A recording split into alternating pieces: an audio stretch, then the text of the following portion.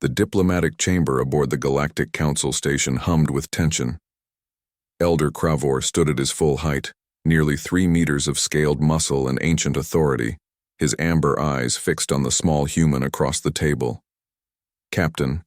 Arya Holt sat calmly in her chair, hands folded on the polished surface, meeting his gaze without flinching.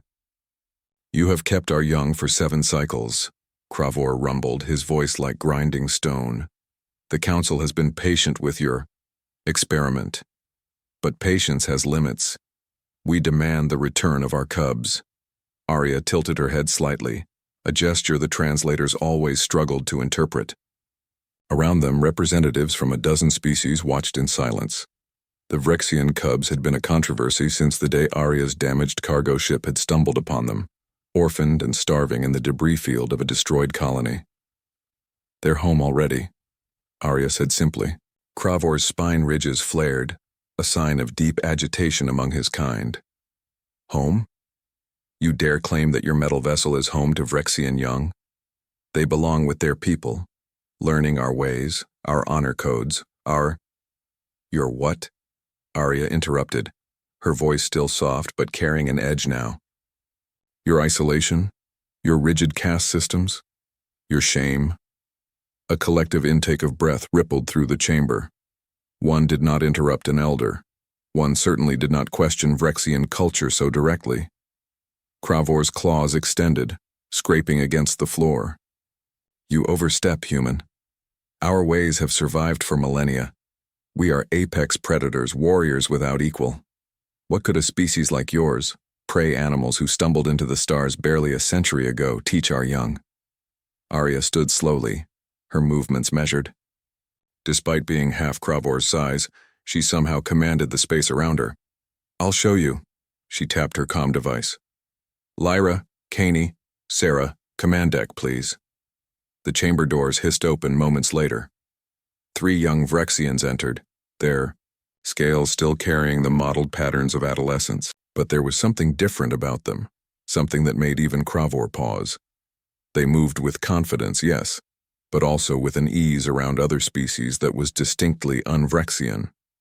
They nodded respectfully to the various ambassadors, then stood beside Arya.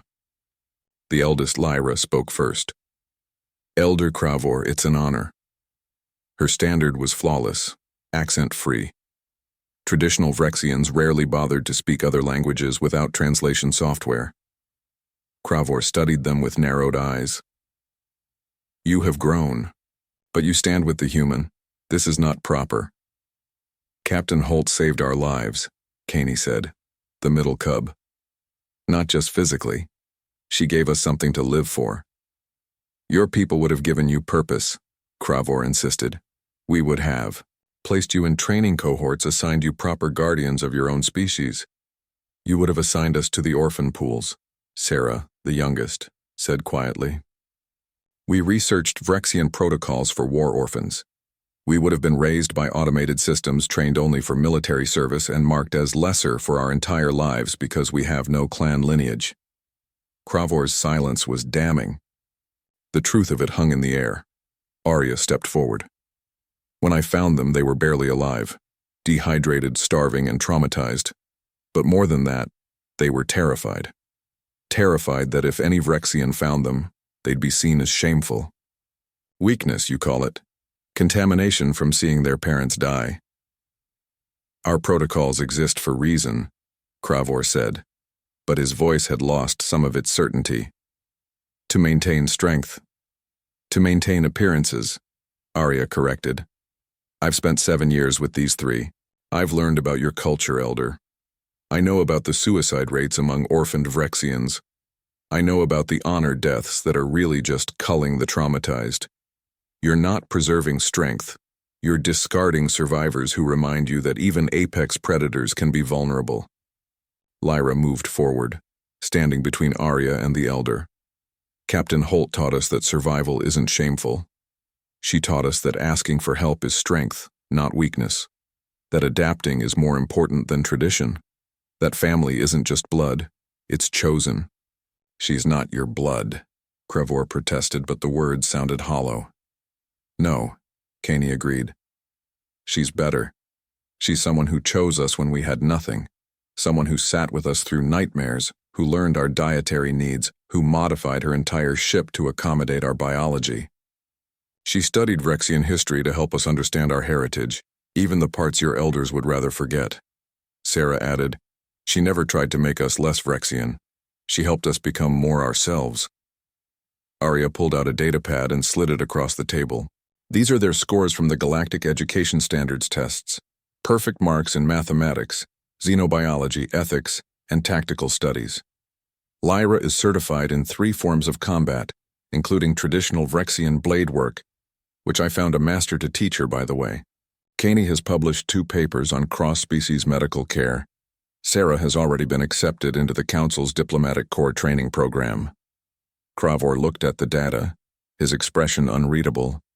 When he finally spoke, his voice was lower. You have made them successful.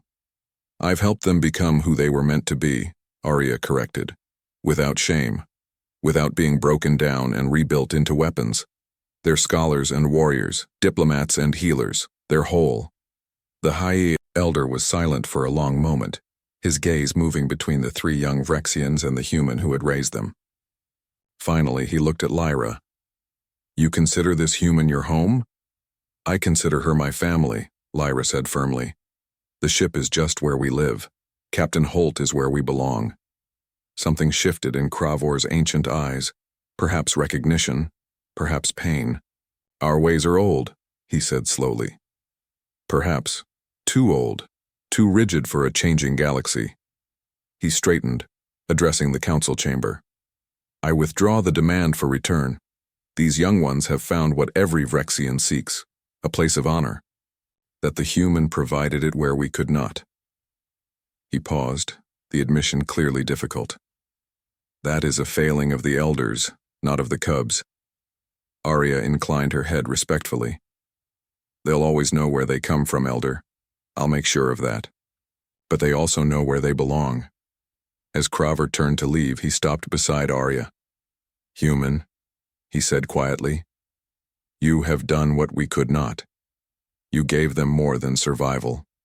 You gave them a future without shame.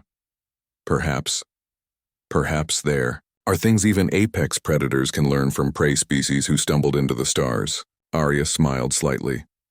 We prefer persistence predators, actually. We might not be the strongest or fastest, but we never give up on those we claim as our own. After the elder departed, Lyra leaned against Arya's shoulder, an unusual gesture of affection for a Vrexian, but one the young ones had learned from their human guardian. Thank you, she whispered, for making them understand. Arya wrapped an arm around her, pulling Kaney and Sarah close too. You 3 are home, she said simply. And I'll defend that home against any elder, any council, any force in the galaxy. That's what humans do. We protect our pack. In the end, the predator elders had requested the cubs back. But the human had spoken truth. They were already home. And perhaps, in a galaxy learning to adapt and grow, that was the most important victory of all.